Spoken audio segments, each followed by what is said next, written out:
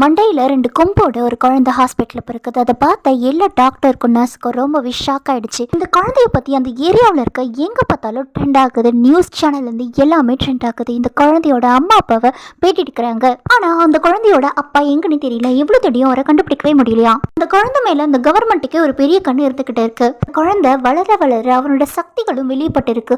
அவன் எல்லா குழந்தைகளும் போல இல்லாமல் மேலே பறக்கிறான். பில்டிங் எவ்வளோ பெருசு இருக்கோ அவ்வளோ பெருசு அவன் பறந்துக்கிட்டே போகிறான்.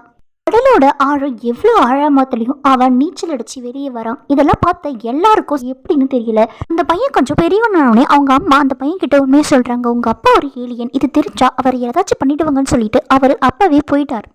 2 பேரும் லவ் பண்ணதால நீ பிறந்த இந்த உண்மை வெளியே தெரிஞ்சிச்சுன்னா எங்க 2 பேரையும் கொன்றுவாங்க. அதனாலதான் நாங்க யார்கிட்டையும் சொல்ல, இந்த உண்மை நீ யார்கிட்டையும் சொல்லாது அப்படின்னு அவங்க பையன் கிட்ட அவங்க சொல்லிட்டு இருக்காங்க. இதை கேட்ட ஒரு பொண்ணு எல்லார்கிட்டையும் பப்ளிஷ் பண்ணிடுறா. நம்ம ஹீரோவான ஏலியன் மனித குழந்தைய எல்லாரும் சேர்ந்து சாகடிச்சிடுறாங்க.